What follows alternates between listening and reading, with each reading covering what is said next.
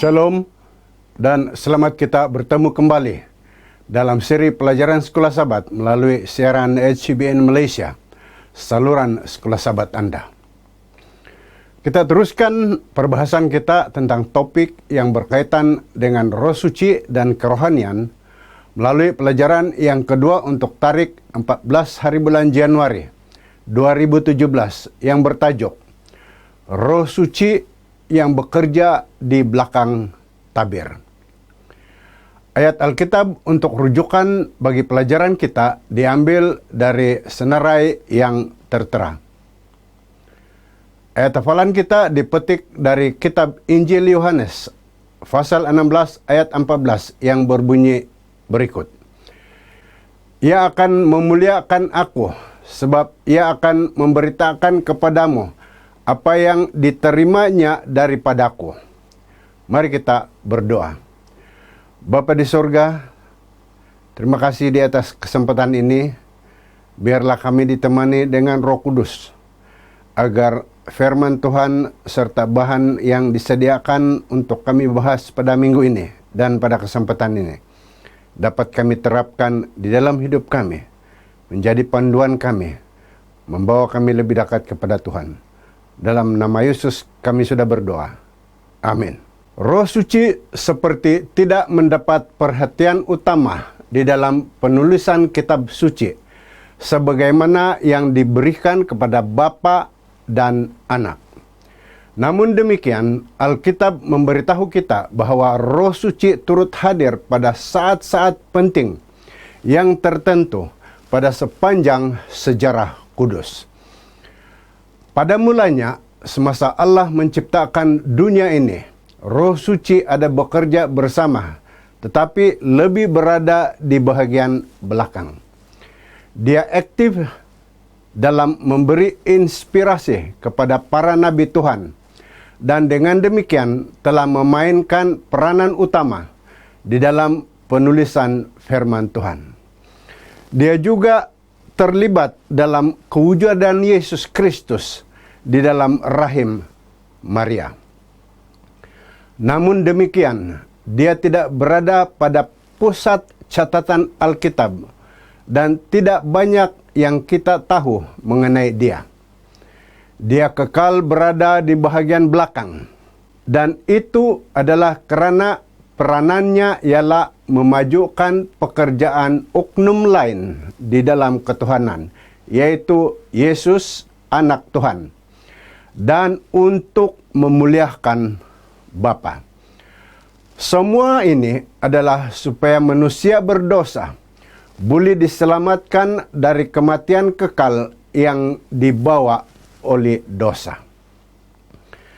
Dari keterangan yang kita dapati di dalam kitab suci, kita tahu bahwa Roh Suci dengan penuh rela dan sukacita menerima peranan sebagai mendukung, menolong, menopang, dan melengkapkan yang dia lakukan di belakang tabir.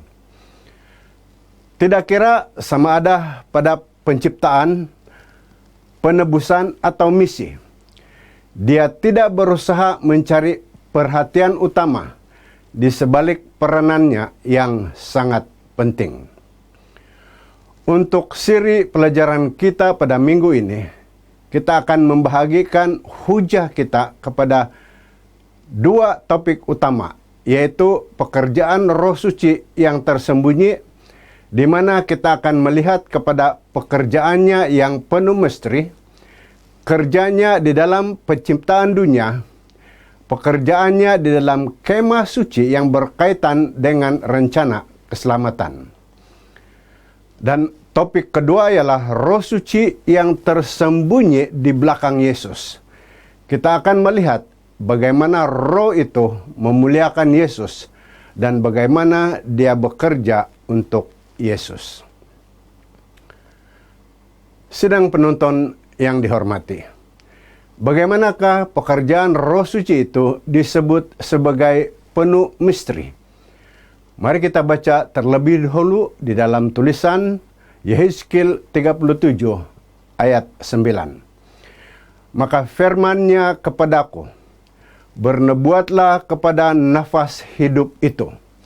Bernubuatlah, hai anak manusia, dan katakanlah kepada nafas hidup itu, beginilah firman Tuhan Allah, hai nafas hidup, datanglah dari keempat penjuru angin, dan berembuslah ke dalam orang-orang yang terbunuh ini, supaya mereka hidup kembali. Ketika berbual-bual dengan Nikodemus, Yesus menyamahkan pekerjaan Roh Suci itu dengan angin. Yohanes 3 ayat 5 hingga 8. Dua hal yang dapat kita perhatikan ialah pertama, angin bertiup kemana ia mau. Tiada sesiapapun yang boleh mengawalnya. Dia melaksanakan rencananya dalam cara yang penuh misteri. Dan yang kedua, engkau mendengar bunyinya. Walaupun kita tidak melihatnya, namun kesan pada pekerjaannya jelas kelihatan. Kita juga melihat kesan pekerjaannya di dalam diri manusia. Apabila dia bertiup ke dalam diri kita yang diibaratkan sebagai tulang kering, maka kita akan menerima hidup rohani yang baru.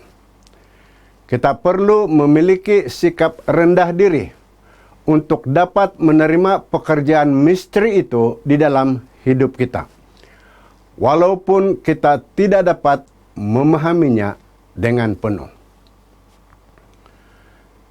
Sidang penonton, mari kita baca satu petikan dari tulisan Ellen White di dalam The Desire of Ages bab 17, muka surat 173. Dia berkata, walaupun angin itu sendirinya tidak kelihatan, namun ia menghasilkan kesan yang boleh dilihat dan boleh dirasai. Oleh itu, pekerjaan roh ke atas jiwa akan dinyatakan melalui setiap tindakan mereka yang telah merasai kuasanya yang menyelamatkan. Apabila roh Allah menguasai hati, ia akan mengubah kehidupan. Fikiran yang berunsur dosa akan disingkirkan. Perbuatan jahat diketepikan. Kasih dan kerendahan diri, kedamaian akan menggantikan sikap marah, iri hati, dan perbelahan. Seterusnya Ellen White berkata, sukacita akan menggantikan kesedihan, dan penampilan muka akan memantulkan cahaya surga. Tiada orang yang akan melihat tangan yang mengangkat beban itu, atau melihat cahayanya yang turun dari istana di atas. Berkat akan tiba apabila oleh iman jiwa diserahkan kepada Allah. Lalu kuasa yang tiada mata manusia dapat melihat akan menciptakan satu makhluk baru yang berupa image Allah. Sedang penonton yang dikasihi Tuhan, seterusnya kita akan melihat pekerjaan Roh Suci itu di dalam penciptaan. Kita dahului dengan membaca dua petikan ayat yang dapat membantu dalam memahami hal yang dimaksudkan ini. Pertama, di dalam Kejadian 1 ayat 2, di mana ia mengatakan, bumi belum berbentuk dan kosong. Gelap gulita menutupi samudra raya. Roh Allah melayang-layang di atas permukaan air. Ayat yang kedua yang kita baca di dalam Mazmur 104 ayat 3 yang berbunyi, apabila engkau mengirim rohmu, mereka tercipta. Engkau membaharui muka bumi. Sedang penonton, dia yaitu Roh Suci berlegar di atas permukaan air, bagaikan Raja Wali melayang-layang di atas anaknya untuk melindungi mereka. Ulangan 32 ayat 11. Ayat di dalam ulangan ini sama bahasanya dengan ayat yang kita baca di dalam Kejadian 1 ayat 2. Roh Suci hadir dalam penciptaan. Roh adalah pelaksana kedua ketika dia menyokong pekerjaan Bapa yang kita baca di dalam Kejadian 1 ayat 1 dan pekerjaan anak yang disebutkan di dalam Kolose 1 ayat 6 dan juga di dalam Ibrani pasal 1 ayat 2. Semua ayat ini sama maksudnya dengan ayat yang terdapat di dalam Mazmur 104 ayat 30 yang kita baca sebentar tadi.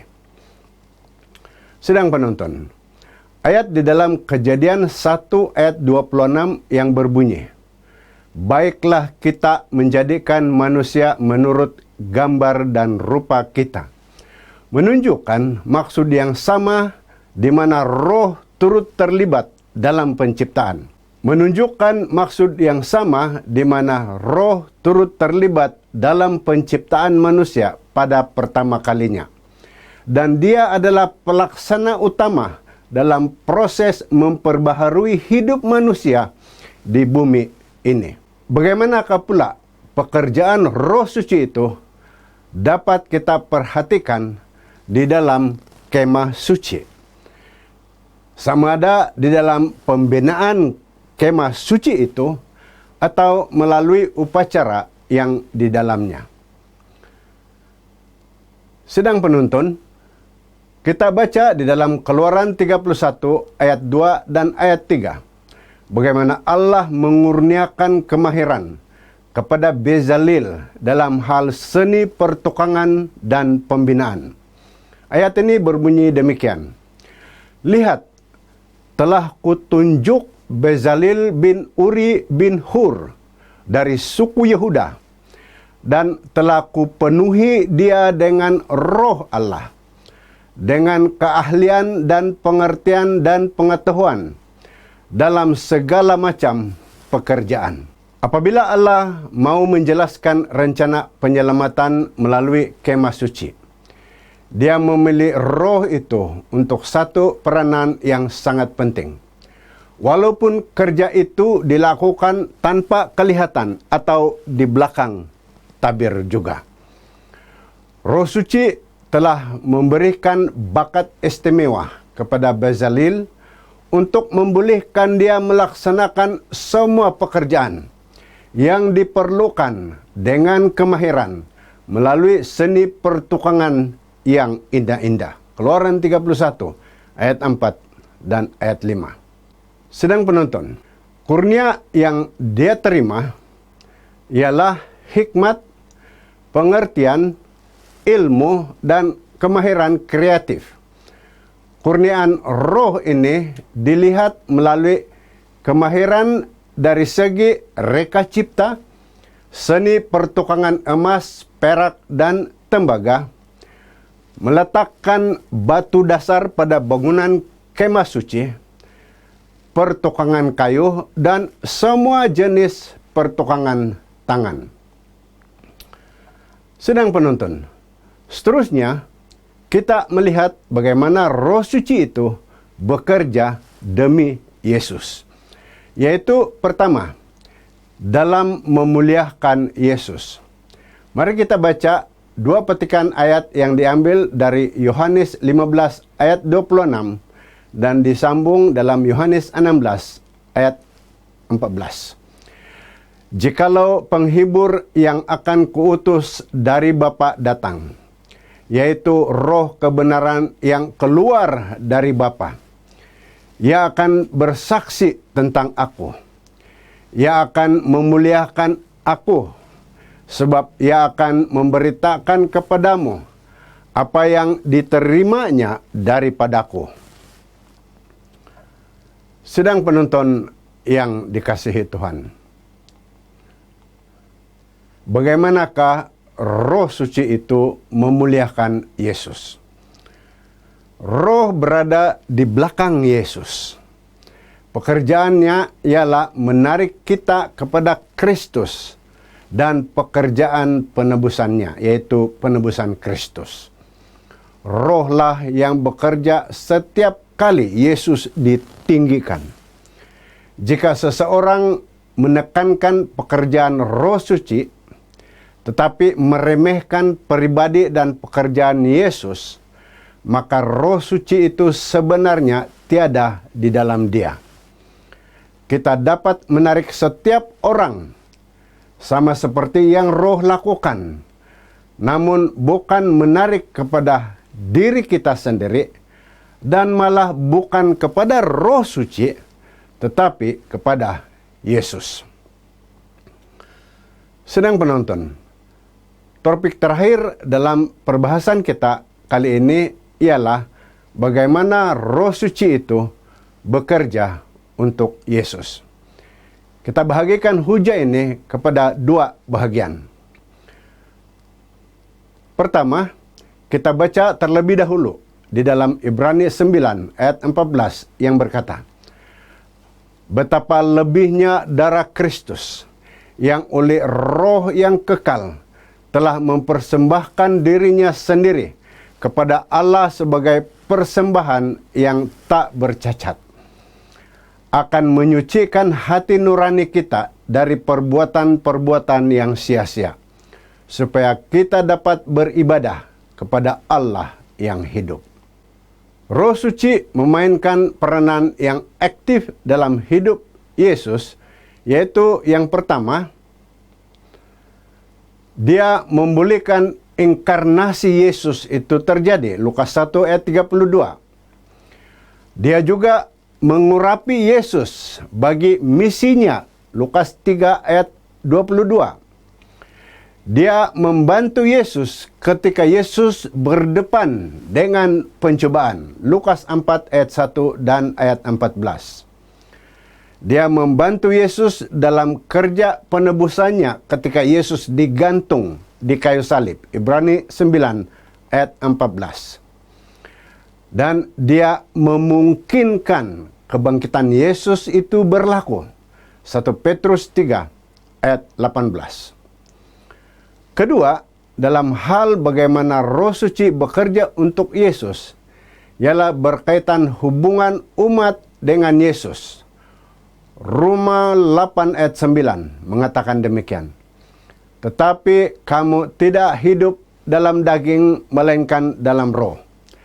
Jika memang roh Allah diam di dalam kamu. Tetapi jika orang tidak memiliki roh Kristus, ia bukan milik Kristus. Hari ini, sidang penonton, Roh Suci masih bekerja untuk Yesus di dalam hidup setiap manusia, yaitu di dalam hidup Anda dan saya. Dia mengajar kita mengenai Yesus dengan menggunakan Alkitab. Dia menuntun kita kepada satu hubungan menyelamatkan dengan Yesus. Dia menghasilkan semula sifat Yesus di dalam diri kita. Dan dia memperkasahkan kita agar kita jalani hidup yang sama seperti hidup Yesus. Sedang penonton, untuk mengakhiri, sekali lagi kita memetik dari pena inspirasi, Step to Christ bab 7, muka surat 38.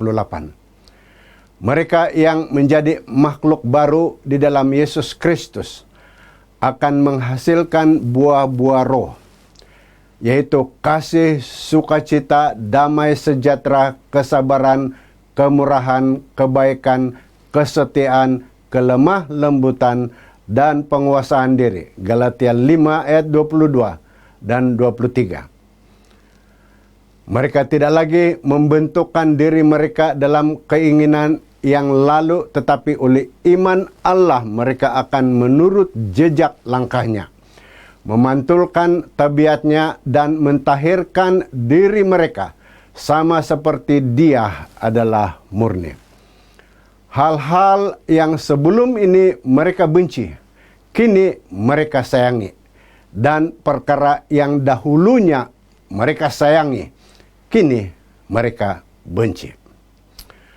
Sidang penonton, sebagai kesimpulan, Apabila kita merespon kepada dorongan Roh Suci dan membiarkan Dia mengawal hidup kita sepenuhnya, maka kita akan memuliakan Yesus dalam semua yang kita lakukan dan akan menyatakan buah-buah roh di dalam interaksi kita dengan orang lain setiap hari. Shalom, kita bertemu lagi dalam seri berikutnya. Tuhan memberkati. Mari kita berdoa.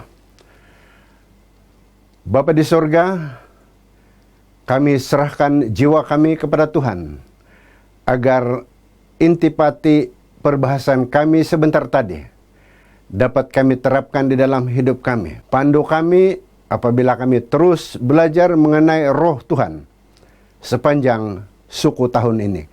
Dalam nama Yesus kami sudah berdoa. Amin.